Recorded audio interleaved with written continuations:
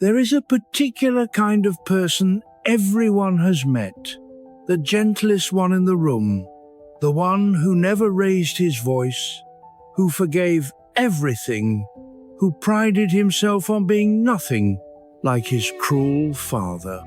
And then, one day, years later, you watch him say something so cold, so cutting, that the whole room goes quiet. And the strangest part is the look on his face, because he doesn't recognize it either. He spent his entire life running from one thing, and somehow he ran directly into it. Carl Jung had a name for this. He called it Enantiodromia, a word he borrowed from the ancient Greek philosopher Heraclitus. And it means, simply, that everything eventually turns into its opposite. Push any force in your psyche far enough to one side, deny it long enough, and it does not disappear. It builds. It waits. And then it comes back, wearing your face. This is the real reason you slowly become the very thing you swore you would never be. And once you understand the mechanism, you can never unsee it. Let's begin with what the shadow actually is, because almost everyone gets it wrong. The shadow is not your evil. It is not the villain inside you.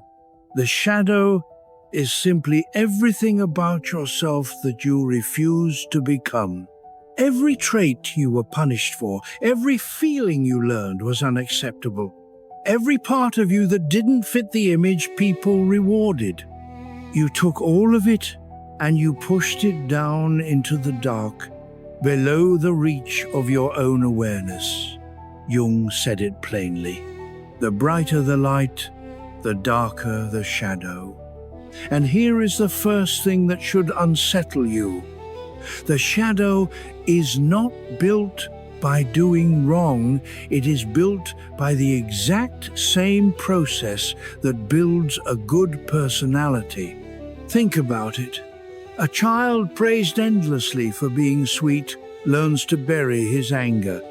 A child rewarded for being strong learns to bury his fear. The more polished the surface, the more is hidden underneath. Which means the person with the brightest halo is often carrying the heaviest shadow. The golden child has the darkest basement. It is not the obvious sinner you should watch. It is the one who seems too clean. But the part Jung insisted on, the part the self-help world forgets, is that the shadow is not mostly garbage. It is mostly gold. Robert Johnson, who studied under Jung's circle, said the shadow is the source of all our creativity. Because we don't only exile our cruelty, we exile our power, our ambition, our anger that could have been a boundary, our desire, our wildness, our genius. We bury our gold just as fast as our darkness, for the same reason. Both of them threatened the safe little self we were applauded for. So somewhere inside you is not just the worst of you, it is the most alive part of you, waiting in the dark. Now, how do you find something you can't even see? Jung gave us an instrument, and you carry it everywhere. It is your own irritation. He wrote that everything which irritates us about others can lead us to an understanding of ourselves. But notice the dial on that instrument. It is the intensity. Mild dislike is just preference. But that violent, righteous disgust, the person who makes your blood boil for reasons you can't quite explain, that is not information about them. That is the disowned thing in you, recognizing itself and screaming. We reserve our deepest hatred for the people who are living out loud, the very thing we strangled in ourselves. So why doesn't repression work? Why can't you just lock the shadow away and live a clean life? Because the psyche, Jung believed, is a closed system of energy. Nothing in it is ever destroyed. It can only be moved. When you push a trait down, it does not evaporate. It goes underground, and underground it gains something terrifying: autonomy. It develops a will of its own, and worse, it stops growing up. A part of you that gets exiled at the age of 7 stays 7. It does not mature in the dark. It just waits, frozen and primitive. This is why the breakdown of a dignified, controlled person is so shockingly crude. The thing that finally erupts is not a wise inner rebel. It is a feral child who has been locked in the cellar for 40 years. And one day, it takes the wheel. Jung said something that sounds strange until you have lived it. You do not have a complex. The complex has you. The shadow, when it has been starved long enough, can seize control of an otherwise reasonable person. The affair that destroys a marriage overnight. The rage that comes from nowhere and the words you swore you would never say. The quiet self-sabotage right on the edge of the success you worked years for. People describe these moments the same way every time. That wasn't me. I don't know what came over me, but it was you. It was the part of you that you refused to feed, and it is stronger than your willpower, precisely because it has been waiting in the dark gathering force while you weren't looking. There is one more thing the shadow does to escape, and it is the most dangerous of all. It finds a screen to project itself onto.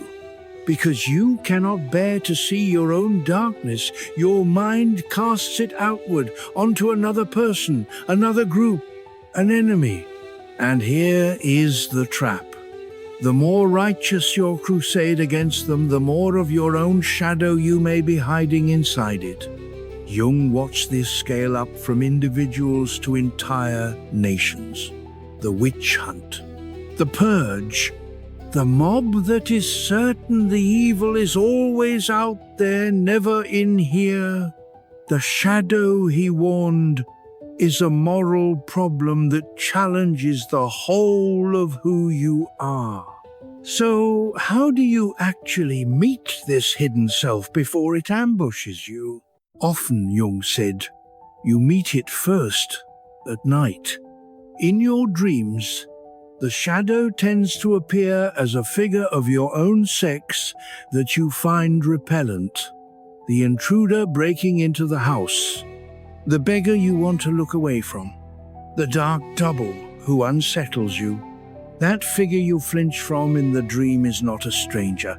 It is a letter from the part of you that you abandoned. And learning to recognize it, to say that disturbing figure is also me, is the first real step out of the loop. Now, here is where almost everyone makes the fatal mistake. They hear all of this and they decide to defeat the shadow, to finally crush the dark side and become pure. But Jung's whole point is that this is exactly how you become the thing you hate. The man who tries hardest to kill his shadow becomes a bomb. Because the energy doesn't die. It just goes deeper, gets more pressure, and waits for the moment to detonate as the very cruelty he was trying to escape. You cannot win a war against a part of yourself. You only drive it madder. The way out is harder and quieter than war. Jung called it the most difficult moral effort in all of psychology. It is to turn around, look directly at your own capacity for the thing you condemn, and simply hold it. Not deny it, not act it out. Just own it consciously in the light. He wrote that one does not become enlightened by imagining figures of light, but by making the darkness conscious. The cruelty you are afraid of becoming loses its power the moment you stop pretending it isn't yours. Because a darkness you can see, you can finally choose not to obey. And that, Jung believed, is the only way a person ever truly stops running, turns around, and at last becomes whole.